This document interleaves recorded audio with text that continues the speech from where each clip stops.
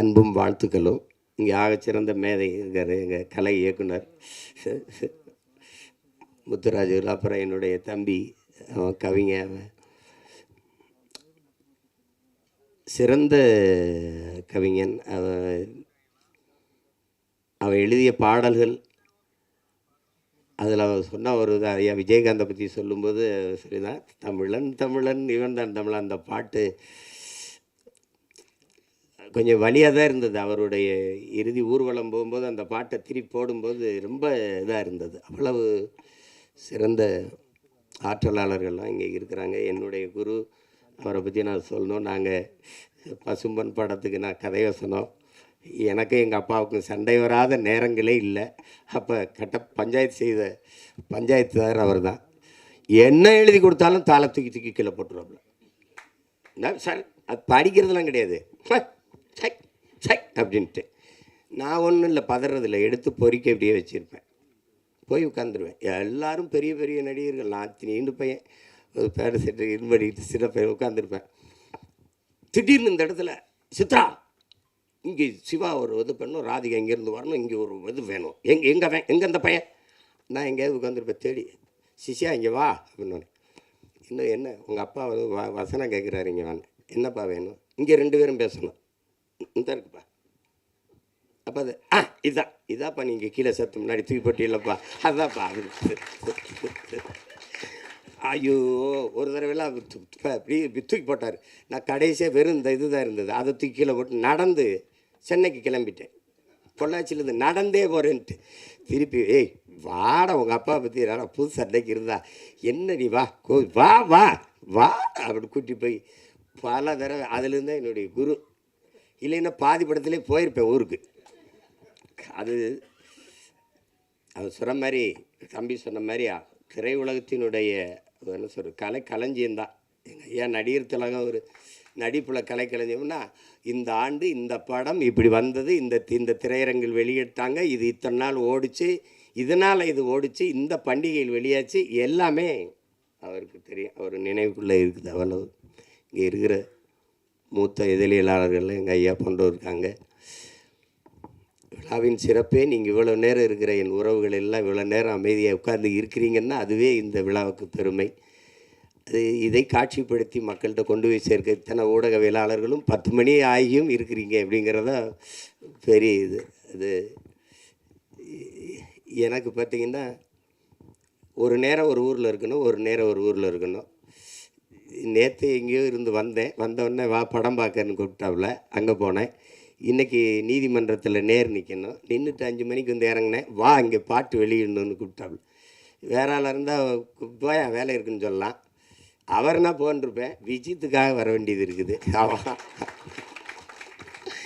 இவரெல்லாம் யார் பார்ப்பா? என் தங்கச்சிக்கு என் பிள்ளைகள் விஜித்து அரவிந்துக்காக பார்க்க வேண்டியிருக்கு. ரெண்டாவது, எங்கள் தங்கர் சொன்ன மாதிரி நம்ம எல்லாருமே வெறுக்கிற இதுகள் இருக்குது, செயல்கள் இருக்குது. ஒன்று ஊழல், லஞ்சம். யாருக்கும் பிடிக்கலை, இந்த நாட்டில் யாருக்கும் பிடிக்கலை. ஆனால் ஒரு கேள்வி எழுது, யாருக்குமே ஊழல் லஞ்சம் பிடிக்கலையே, அப்போ யார் கொடுக்குறா, யார் வாங்குறா? சரிதானே? லட்சுமி ராமகிருஷ்ணன் இருக்காங்க, அவங்க தான் நியாயமான தீர்ப்பு சொல்லணும். ஏன்னா இல்லை, ஒரு கேள்வியை நம்ம இப்படி கேட்டு பார்ப்போம். உங்களுக்கு ஊழல் பிடிக்குமா? லஞ்சம் யாருக்காது பிடிக்குமா? தங்கச்சி உங்களுக்கு பிடிக்கும்? பிடிக்க யாருக்கும் பிடிக்காது. அப்போது யார் தாண்டா கொடுக்குறா, எவன் தாண்டா வாங்குறான் தெரியல. எங்கே இந்த ஊழல் லஞ்சம் பிறக்குது அப்படின்னா, தனக்கு கிடைக்காதது எவனுக்கும் கிடைக்கக்கூடாது, எவனுக்கும் கிடைக்காதது எனக்கு கிடைச்சிடணும். இந்த எண்ணத்தில் தான் ஊழல் லஞ்சமே பிறகு. கோயில் கருவறையா முதல்ல கும்பிட்டு போயிடணும், அதுக்கு 1000 ரூபா சிறப்பு தரிசனம் கட்டிடு, என்ன லஞ்சம். பிரசவரையா அங்கே போனால் மனைவி சேர்த்தனா மருத்துவர்னு கூட சொல்கிறது இல்லையே, நம்ம தான் டாக்டர். எவ்வளவு செலவானாலும் பரவாயில்ல காப்பாற்றிருங்க, அந்த வார்த்தையே லஞ்சமாயிருது. எவ்வளவு செலவானாலும் பரவாயில்லையா? அப்போ காசுக்காரன் போடுறான்னு திட்டிடுறான். கோயில் கருவறையிலிருந்து தாயின் கருவறை வரைக்கும் ஊழல் லஞ்சம் இருக்குது. ஒரு மருத்துவக் கல்லூரியில் படிக்க போனோன்னா 10 இடம் தான் இருக்குது, ஆனால் 100 பேர் காத்திருக்கான்னா அவனுக்கு கிடைக்காத இடம் எனக்கு கிடைக்கணும்னா ஒரு இடம் 1 கோடின்னா கட்ட தயாராக இருக்கான். அங்கே யாருக்கும் கிடைக்காதது எனக்கு கிடைக்கணுங்கிற அந்த எண்ணத்தில் பிறந்துருது இந்த ஊழல் லஞ்சம். அதனால ஒழிக்க முடியல. அதே மாதிரி தான் இந்த சமூகத்தின் மிக கொடிய நோய். இன்னைக்கு நேரத்தில் கதாநாயகி விட பாடினாங்க, நம் பாட்டன் பாரதி பாடினது. பாரதி ஒன்று இந்த சமூக கட்டமைப்பின்படி அவன் தாழ்ந்தவனோ அவன் தாழ்த்தப்பட்டவனோ அப்படி கிடையாது. அவன் உலகத்தில் அவனை மாதிரி ஒரு மகன் இந்த மண்ணில் பிறந்திருக்கான்னா நீங்கள் எவனுமே இருக்க முடியாது.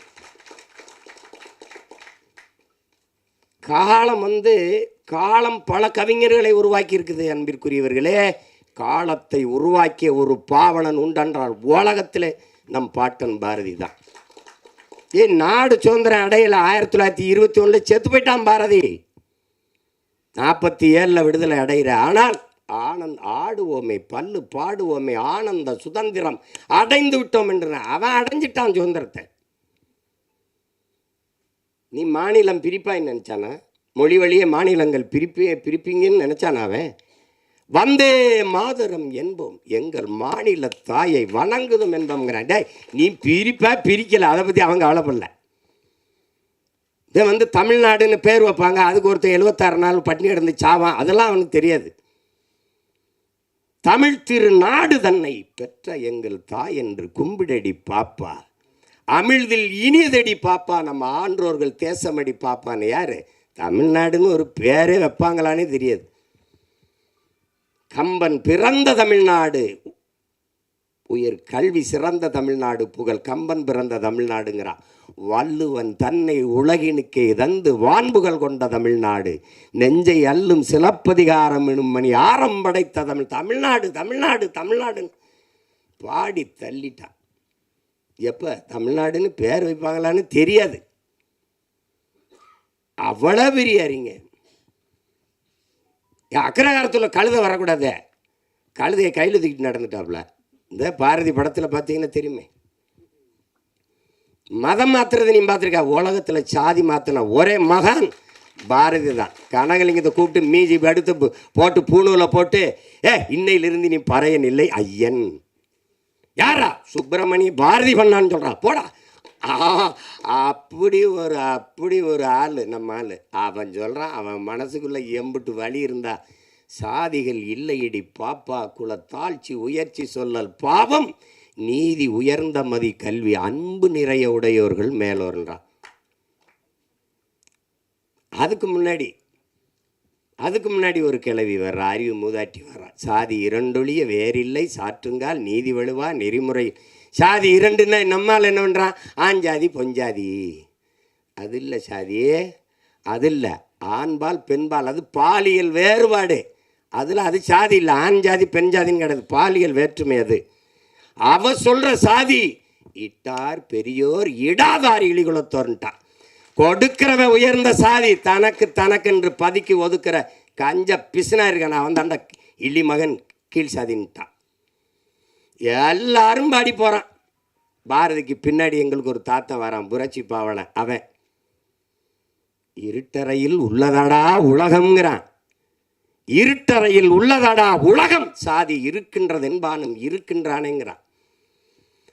தமிழுக்கு அமுதென்று பேர், அந்த தமிழ் இன்பத்தமிழ் எங்கள் உயிருக்கு நேர்னு பாடின அவன், தமிழ் என் உயிருக்கு நேர்னு பாடின அவன், தமிழ் வளர்த்தல் ஒன்று சாதி ஒழித்தல் மற்றொன்றுன்னு பாடலை.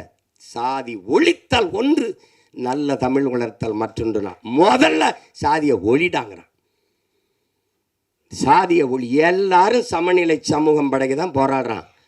அங்கே சித்தர் புத்தர் ஞானி யோகி மகான் எல்லா காலங்களையும் சாதிக்கு எதிரான குரல், சாதிக்கு எதிரான கருத்து, சாதிக்கு எதிரான கட்டுரை, சாதிக்கு எதிரான பாட்டு, சிந்தனை, போராட்டம். ஆனாலும் இந்த சாதி சாக மாட்டேங்குது. அதே தான் சொன்னான், எல்லாரையும் சாகடிக்கிற சாதியே உனக்கு ஒரு சாவு வராதா? அதானே எல்லாரும் பாடினான்.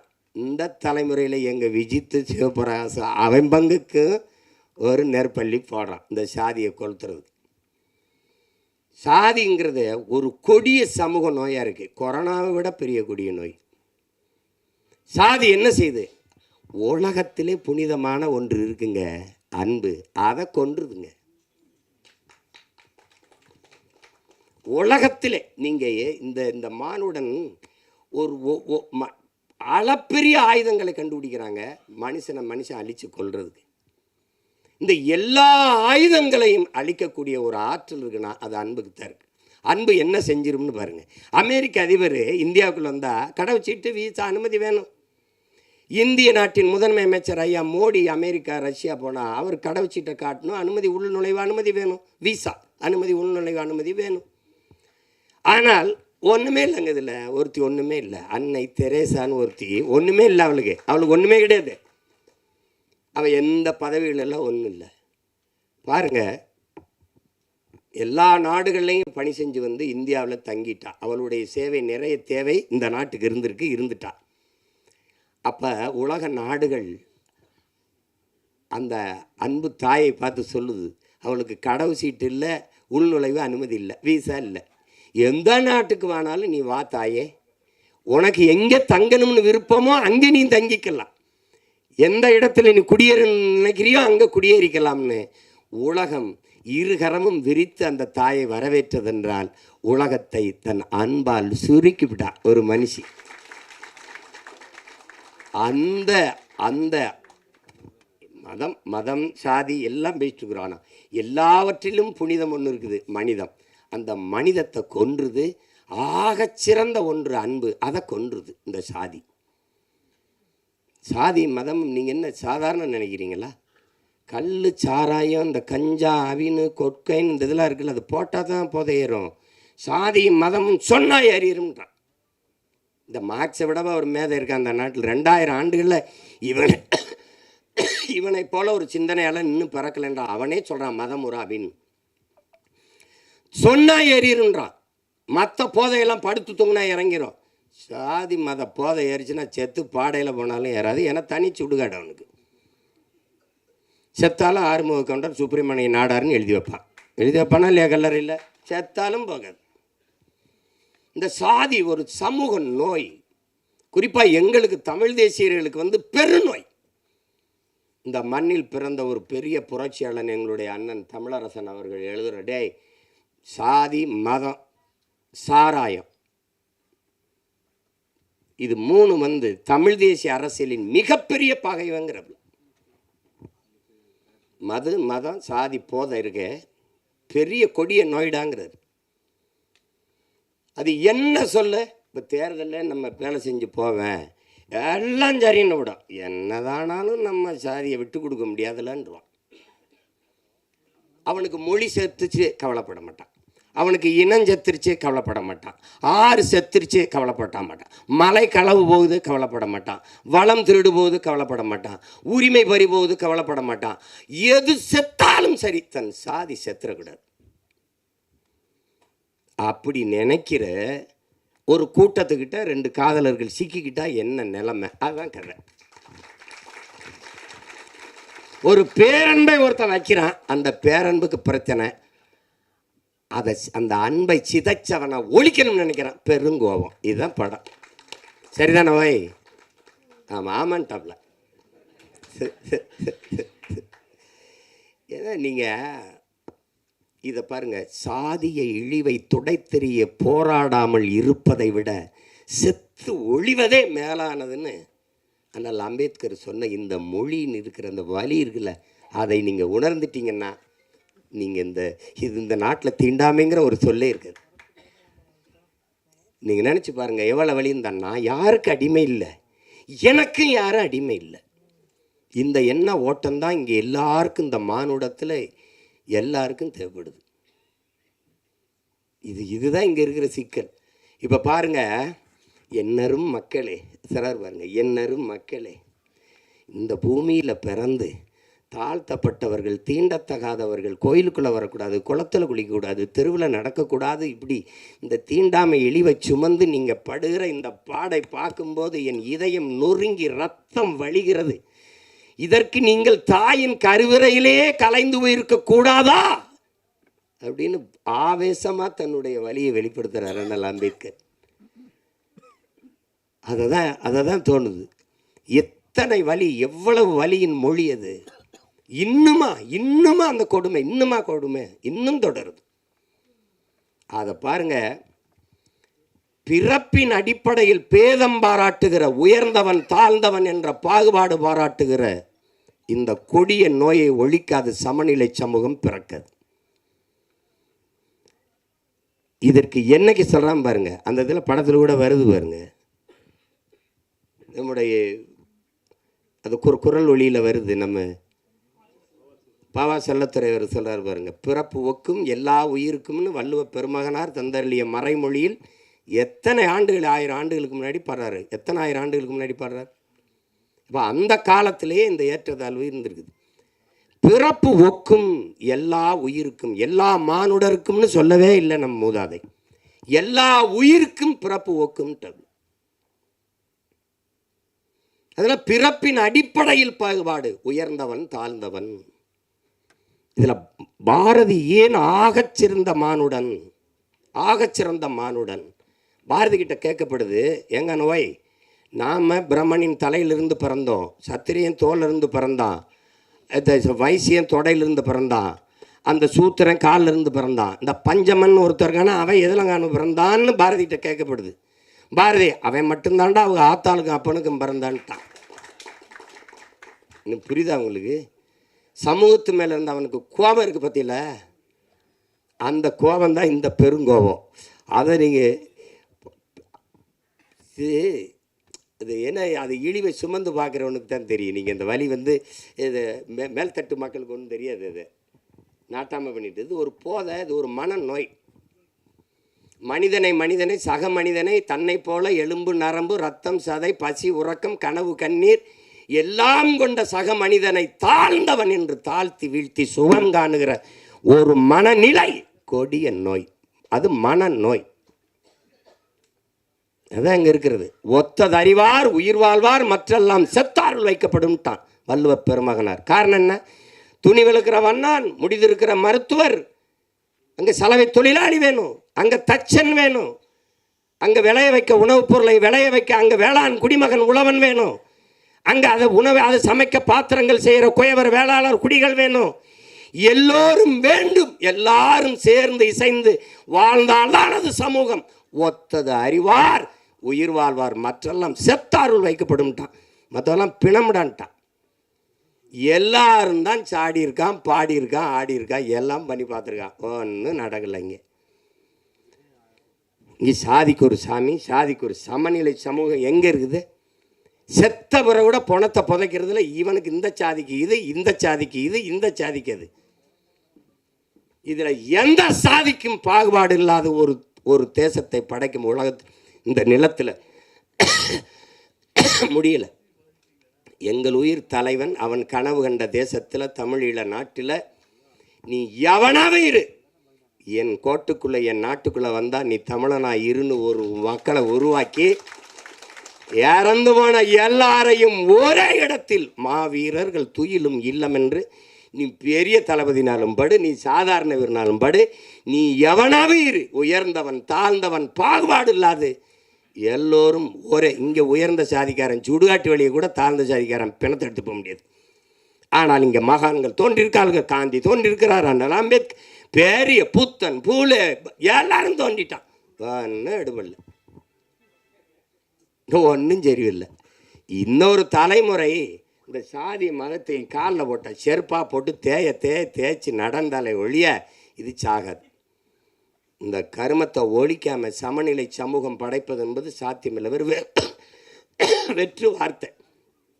சாதியை இழிவு தீண்டாமை கொடுமைகளை வைத்துக்கிட்டு சாதியை ஏற்றதார்களை வைத்து கொண்டு சமூக முன்னேற்றம் சமூக மேம்பாடு என்று பேசுவது என்பது சாக்கடை குழியின் மேலே போடுகிற சந்தனம் பந்தலுக்கு சமம், மலை குழியின் மேலே போடுகிற மல்லிகை பந்தலுக்கு சமம்னு அண்ணல் அம்பேத்கர் சொல்கிறாருன்னா காரணம் அவர் அனுபவித்த வழி. அவரை போல ஒரு கல்வியாளன் இந்த உலக வரலாற்றில் உண்டா சொல்லுங்கள். ஒரு மனிதன் 10,000 புத்தகங்கள் தன் வாழ்நாளில் படிச்சிருக்கணும், அது குறைந்த தகுதி. ஆனால் 64,000 புத்தகங்களை படித்த ஒரு மகன் உண்டென்றால் அது அண்ணல் அம்பேத்கர் தான். ஆகச்சிறந்த கல்வியாளன். படுக்கிற இடம் கூட படிக்கிற இடத்துக்கு பக்கத்தில் இருக்கணும்ட்டு நூலகம் எங்கே இருக்கோ அங்கே தான் அறை எடுத்து தங்கியிருக்கிறது.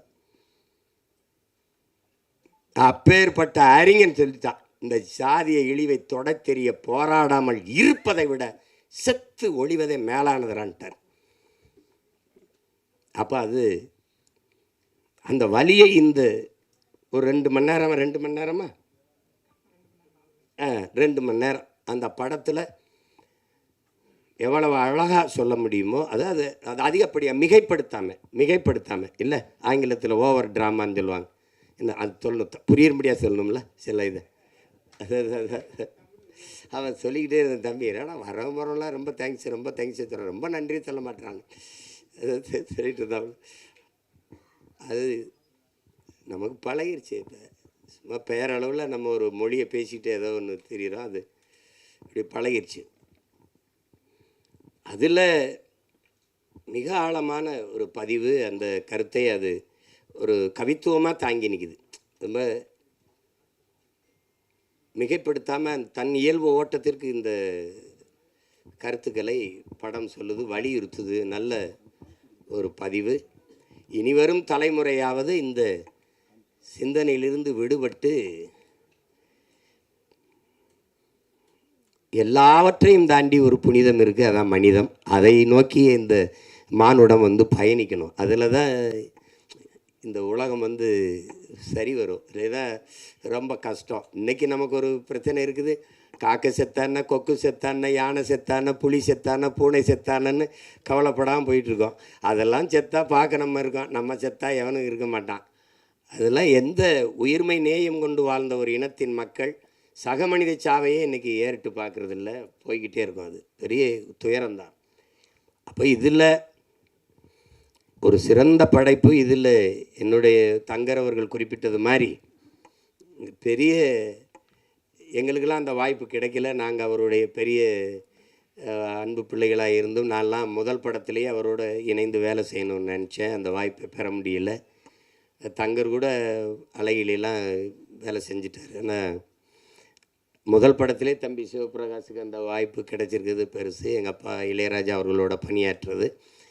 ஒரு இசை ஞானி அப்படின்னு சொல்கிறதெல்லாம் ரொம்ப குறைவு. இது ஏன் அவர் இசை ஞானியாக இருக்கணும்? அறிவு என்பது அறிவது, ஞானம் என்பது உணர்வது. இசையை அறிய முடியாது, உணரணும். அதனால் அவர் இசை ஞானி என்று ஐயா கருணாநிதி அவர்கள் வச்சு அழைச்சதுனால அது இசை ஞானின்னு வந்துட்டுது. அதையும் தாண்டி அவரை சொல்லணும்னா அவர் இசை இறைவன், இசை அமைப்பது இசையமைப்பாளர், இசையை அருளுவது. ஒரு இறைவன்கிட்ட போய் என்ன வேணாலும் கேட்பான் பாருங்கள். இந்த தேர்வில் நான் வெற்றி பெற்றணும், எனக்கு அதிக மதிப்பெண்களை கொடுத்துரு, எனக்கு கை காலுக்கு நல்ல சுகத்தை கொடுத்துரு, எனக்கு நிறைய மூளையை கொடுத்துரு, எல்லாம் என்ன கேட்டாலும் கொடுத்துருன்னு நினைக்கிறான் பாருங்கள். அப்படி கொடுக்கும்னு நம்பிக்கை உள்ள ஒன்றுக்கு பேர் இறைன்னு வச்சோம். நீ என்ன வேணாலும் கேளுங்க, தந்துடும். அப்போ இங்கே கிராமத்தில் இப்படி ஒரு பாட்டு போடுவார். நீங்கள் வேணால் பாருங்கள், உலகத்தில் இப்படி ஒரு இசை அறிவு கொண்ட, இசை ஆற்றல் கொண்ட ஒரு மேதை, பீத்தோவன், பால்மரியட்டு, மோசாட்டு எல்லாம் சொல்லுவாங்க. கொண்டு வந்து எங்கள் ஊர் படத்துக்கு ஒரு 2 மணி நேரம் பின்னணி இசை வாசின்னு சொல்லுங்கள், தெரிஞ்சிடும் யாரும் பெரிய மேதைன்னு. என்ன முத்துராஜ் போட்டு வாசிக்க சொல்லுங்கள். தளபதின்னு ஒரு படத்தை எடுத்துக்கிறங்க. ஒரே இசையமைப்பாளர், ஒரு மியூசிக் கம்போசர், ஒரு இசையமைப்பாளர் ஒருவரே இந்த படத்துக்கு இசையமைச்சிருக்காரு, இந்த பாடல்களை உருவாக்கியிருக்காருன்னு யாராவது ஒத்துக்கிட்டா சொல்லுங்க. எடுத்த உடனே ஒரு பாட்டு, சின்ன தாயவள் தந்த அந்த பாட்டு போகும். கொஞ்சம் நேரம் அடி ரக்கம்மா கையை தட்டு சாங்கு சக்கு சக்கு சக்குன்னு போகும். அதில் வந்து தேவாரத்திலிருந்து ஒரு இதை போடுவார், கும்பிட்ட குரு ஒரு போடுவாங்க, சோபன அறிமுகத்துக்கு ஒரு இதை போடுவார். திருப்பி காட்டுக்குயில் மனசுக்குள்ளே பாட்டுக்குன்னு ஒன்று போகும். தின்னு சுந்தரி கண்ணால் ஒன்று போ யமுனையாற்றிலே ஈர காற்றிலே குட்டியா பித்தவான் வா மோசாட்டு வா பால் மறிட்டு வா போடுற அப்படி 7 பாட்டு போட்டு விடாப்பா சேதறிடுவான். யமுனை ஆற்றிலே ஈர காற்றிலே கண்ணனோடு தான் பேட. இவர் தான் சங்கு சக்கு சக்கு சக்கு, அதான் அவர் தான் கம்போசர். காட்டுக்குயில் மனசுக்குள்ளே பாட்டுக்கு அதான் கம்போசர். திருப்பி ஒருத்தர் சுந்தரி கண்ணாலூர், அது எல்லாம் ஒரே ஆளுன்னு சொல்லி எவனாவது உலகத்தில் நம்பிட்டானா என்னை கேள்வி. அது எங்காலால் தான் முடியும். இப்போ டோனி சிறந்த ஆட்டக்காரர் தான், ஆனால் அவருக்கு சென்னை சேப்பாக்கம் மைதானம் தான் சரியாக இருக்கும், மற்ற இடத்துல சரியாக ஆட மாட்டார். அப்படிலாம் இல்லை, எங்கால எந்த திடலில் விட்டாலும் அடிப்பார். நீ இது ஹோம் பிச்சும்பா, இது ஹோம் கிரவுண்டுலாம். எங்கள் அப்பாவுக்கு எல்லா கிரவுண்டும் ஹோம் கிரவுண்டு தான். நீ நகைச்சுவையாக படம் எடு, நீ எதாவது எடு, எல்லாத்துக்கும் இசை கொடு. இது ஒன்றும் வேணாம். நீ என்ன நாயகன் படத்தை திருப்பி நான் சொல்கிறேன், அந்த சீமான் சொன்னதுக்காக ஒரு தடவை பாடு. எடுத்த உடனே ஒரு சின்ன பையன் அவங்க அப்பா தொழிற்சங்கத்தில் பாரு கொண்டுருவாங்க. இங்கேருந்து கருவிக்குள்ளேருந்து, அதை ஃப்ரம் தி கேமராங்கிறது, இங்கேருந்து ஓடுவான் ஒரு சின்ன பையன். ஓடும்போது தூத்துக்குடியிலேருந்து ஓடும்போது அப்படி தென்பாண்டி சீமையிலே தேரோடு வீதியிலே மான் போல வந்தவனே யாரடிச்சார். அந்த பாட்டுக்கு தாளம் இல்லை, வெறும் புல்லாங்குழல் தாரதாரி. அப்படியே போய் பொழுது அடைஞ்சிடும். பொழுது விடியும் மும்பையில் படுத்து கிடப்பான். இது இதையெல்லாம் எங்கள் அப்பாட்ட சொன்ன வச்சுக்க, நீ எதையுமே மறக்க மாட்டேங்கிறாயிடா. இல்லைப்பா, மறக்கிறதுக்கா பார்க்குறது. இது ஒரு இசையே இல்லை. அண்ணன் கமலஹாசன் வந்து இந்த பிள்ளைகள்லாம் அப்படி ஒரு கொசு வலைக்கு கீழே படுத்துருக்கும்போது அப்படி தென்பாண்டி சீமையில் தேரோடு வீதியில், அது அண்ணன் குரலில் வரும். அந்த கமல் அண்ணன் பாடும்போது அதுக்கு தாளம் போட்டிருப்பாப்புல, நல்ல தாளம் தபேலாலாம் வாய்ச்சி போவாப்புல. இது அப்பப்போ வரும்போதெல்லாம் தபேலா போயிட்டே இருக்கும். கடைசி எங்கள் அண்ணன் செத்துருவாப்புல, சுட்டுருவான். அந்தவன் செத்து இப்படி விழுந்த உடனே அந்த கோட்டை சரிஞ்சிருச்சு, அந்த பேரரசு இடிஞ்சிருச்சு, அழிஞ்சிருச்சு. பட் தென்பாண்டி சீமையிலே டங் முரசு அதிருது. உலகத்தில் இப்படி ஒரு இசையமைப்பாளர் காட்டுறான். உலகத்தில் இப்படி ஒரு இசையமைப்பாளர். அவர் ஒரு திரைக்கதை, என்ன ஒரு திரைக்கதை எழுதுறான், வசனம் எழுதுறான். அவர் தனியாக உட்காந்து ஒன்று எழுதிட்டு இருப்பாப்புல. இப்போ நான் சொல்கிறது உங்களுக்கு இதை மணிரத்னம் ஐயா வந்து சொல்லி வாங்கியிருப்பாருன்னு நினைக்கிறீங்களா? இந்த இடத்துல தவேலா போடுங்க, இந்த இடத்துல வெறும் புல்லாங்குழல்லே போங்க, அங்கே வந்து அவர் இறந்துட்டார், அவ்வளோதான், கோட்டையே சரிஞ்சு விழுந்துருச்சு. அப்போ முரசு அதிர்தான். தென்பாண்டி சீமையிலே டங் தேரோடு வீதியிலே டங். இந்த மாதிரி இங்கே போய் பாருங்க. அவர் சொல்கிறதுக்கு என்ன இருக்கு, எத்தனாயிரம் பாட்டு, ஒவ்வொன்றும் இப்படி தான். இதுதான் எங்கள் இளையராஜா. அதனால தான் இசை இறைவன், இசையை அருள்வார்.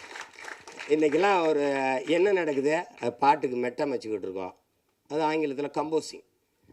4 மாதம் 3 மாதம் 6 மாதம் அது வந்து வரும்போது வரும். எங்கள் தங்கருக்கு விஜித்துன்னு பேர் வந்த மாதிரி வரணும், ஒரு மெட்டு வரணும் இல்லையா, அப்படி வரணும். ஆனால் எங்கால் எப்படி தெரியும்ல, இங்கே இருங்கங்க, காலையில் ஒரு பாடல், மாலையில் ஒரு பாடல் பதிவு பண்ணி அனுப்பிடுவோம்ல. இப்போ சின்ன தம்பி பாடல்லாம் எவ்வளோ புகழ் பெற்ற வெற்றி பாட்டு, எவ்வளோ நேரத்தில் இசையமைச்சிரு மெட்ட அமைச்சிருப்பாருன்னு நினைக்கிறேன். அரை மணி நேரம் தான், அடுத்தாலாம் சொல்கிறதுக்கு இல்லை. நான் தான் இருந்திருக்கேன். நான் எங்கள் அப்பா மணிவண்ணனுடைய இணை இயக்குனர், அவர்கிட்ட பெட்டி வச்சுக்கிட்டு நின்றுட்டு இருந்தேன். நான் அவர் நின்றுக்கிட்டே இருந்தேன், அவர் கண்டுக்கலை. தம்பி அந்த இடத்துல இந்த பாட்டு ஒன்று பாடி கட்டி இல்லைடா, அது எப்படி வரும்னு சொல்கிறா, அது சொல்கிறேன் ஐயாட்டா அப்படின்னோடனே, அது இன்னும் இவனை பாட சொல்கிறாரு, நான் பெட்டியோடு நிற்கிறேன், நாங்கள் 2 பேரும் தான் போயிருக்கேன். அவரே சொல்கிற என்னது யார், என்னோட எங்கள் அப்பா சொல்கிறார் அசோசியேட் டைரக்டர். நான் ப்ரொடக்ஷன் மேனேஜர் நினச்சேன். அப்படியா, சரி பெட்டி உட்கார், பாடு கேட்டு. நான் ஒரு பாட்டு பாடுறேன், கண்ணில் ஏதோ மின்னல் அடிச்சு, அது எப்படி அந்த இடத்துக்கு சரியாக வரும். நான் ஒன்று போடுறேன், நான் போடுறேன். இந்த பாருங்க, நீங்கள்லாம் நம்புங்க ஏங்க, என் குலதெய்வம் வீரகா மாகாளி ஆணையாக சொல்கிறேங்க. சத்தியமாக இந்த பாருங்கள், இப்படி போடுறாப்புலுங்க, இப்படி போடுறாப்புல. இவ்வளோதாங்க. இந்த கை இங்கே போயிருக்கு, இங்கே போயிருக்கு. கை இப்படி அமுக்காது. மயில் இறகால வருடுன்னு அப்படி இருக்கும். அப்படி மெதுவாக அப்படி வருடுவாப்புங்க. அந்த கட்டையை விரலை வச்சு கொஞ்சுவாப்புல. கொஞ்சம் இப்படி வந்துட்டு, சங்கிலியை போட்டு போட்டோம் தங்க கிளிக்கு சங்கிலி தான் போடணுமே. இந்த படத்தில் பூராமே அவர் தான் எழுதியிருக்காரு. பாட்டு பூரா எழுதியிருக்க முடியாது, அப்படியே பாடியிருப்பார். சரிதானே சிவபிராஜ்? அப்படியே பாடுவாருங்க. டாடா டாடடி டாடா டடடா டடிடா டடிடாடா டாடாடாடி டாடாடா தண்டார தந்தார தாரா தன்னனா. அந்த தன்னனால தான் இளையராஜா. இப்போ இங்கே பாருங்க, மாலை நேர பூங்காத்து வீசும் அந்த மாந்தோப்பு உன்னோட உக்காந்து நாம் பேச. அது வரைக்கும் மெட்டு நல்ல இடம்தான். அங்கே ஒரு ஆமுக்கு போட்டுருவாங்க. எப்படி பாருங்க, அவரை ரசிச்சிட்டிங்கன்னு வச்சுக்கிறீங்களா, ஒன்று சோறு தண்ணி ஒன்றும் தவிர கிடையாது. எங்களை பெத்த தாய் பாடின தாலாட்டி எவனுக்கு நினைவு இருக்குது இந்த கூட்டத்தில்? ஆனால் 30-40 வருஷமாக ஒரே ஆளோட தாலாட்டு சலிக்கலை, இன்றைக்கும் சலிக்கலை. இப்போ என் தம்பி இந்த மிஸ்கின்னு ஒரு படம் எடுத்தான், இது சைக்கோன்னு ஒரு படம். அதில் என்னமோ தம்பி உதயநிதி ஒரு இதை வச்சுக்கிட்டு பாடுறாப்புல. அதில் ஒன்று நினச்சி உருகி போனேன் மெழுகா. யாரா இருந்தாலும் யாரா விட இன்னைக்கு யாராவலோ என்னை தீண்டும் காற்றின் விரலோ, யாராவலோ தாலாட்டின் தாயின் குரலோ, ஒன்றை நினச்சி உருகி போனேன் மெழுகா. நெஞ்ச ஓதச்சு பறந்து. எங்கள் ஆள் பாருங்க, விஜித்துக்கும் போடுவார், விஜித்து பையன் இயக்கம் வந்தாலும் போடுவாப்புல.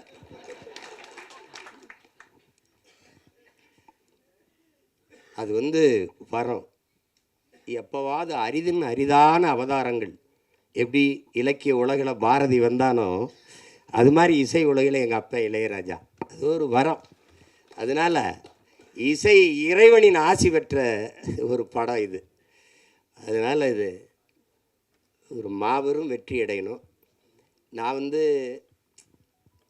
உளமாற வாழ்த்த வந்திருக்கேன். நான் இது ஏன்னா எங்கள் விஜித்தோட படங்கிறதுனால தங்கர படம் எடுத்து கூப்பிட்டா போயா வேலை இருக்குது எனக்குன்னு போயிருப்பேன்.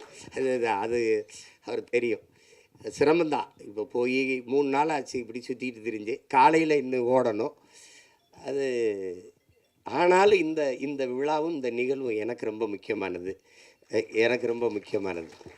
அது நான் அரவிந்து தான், எங்கள் அரவிந்து அவன் தான் இந்த வேலையை செய்ய ஆரம்பிப்பான்னு நினச்சேன் நான். ஆனால் விஜித்து வந்திருக்கேன். நான் இவ்வளவு விஜித்திட்ட எதிர்பார்க்கலை.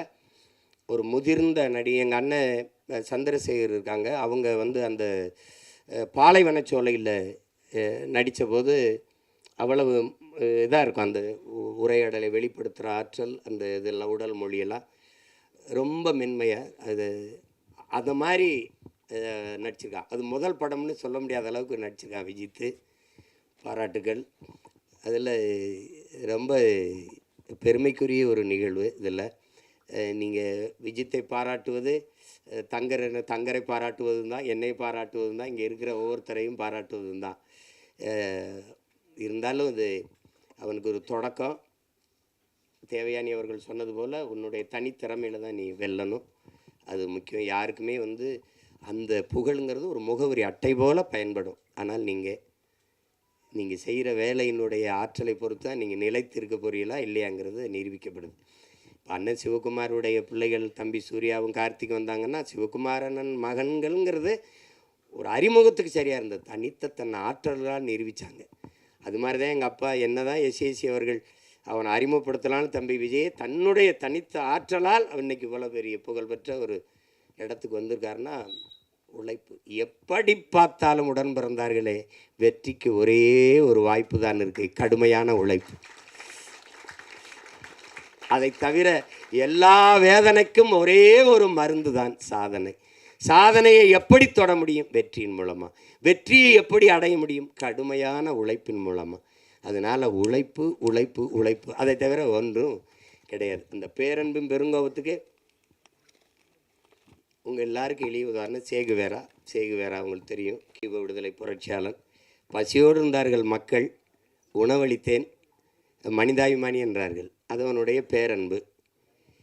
ஏன் இவர்களுக்கு உணவு கிடைக்கவில்லை என்றேன், என்னை கம்யூனிஸ்ட் என்றார்கள் தான். அது மாதிரி அந்த உணவு ஏன் கிடைக்கவில்லை என்ற கேள்வி எழுப்பின கோபம்தான். அது உணவு அளித்தது பெரும் பேரன்பு. அவர்களுக்கு ஏன் உணவு கிடைக்கவில்லை என்று கேள்வி எழுப்பியது பெருங்கோபம். அதுதான் இந்த சமூகத்தை பார்த்து இந்த படம் பல கேள்விகளை எழுப்புது. எத்தனை காலத்துக்குடா இந்த சாதி சனியனை வச்சு எங்களை சாகடிப்பீங்கன்னு அன்பு கொண்ட நெஞ்சங்கள் கெஞ்சுது. அதுதான் படம். தயவு செய்து படத்தை பார்த்து ஆதரவு கொடுங்க.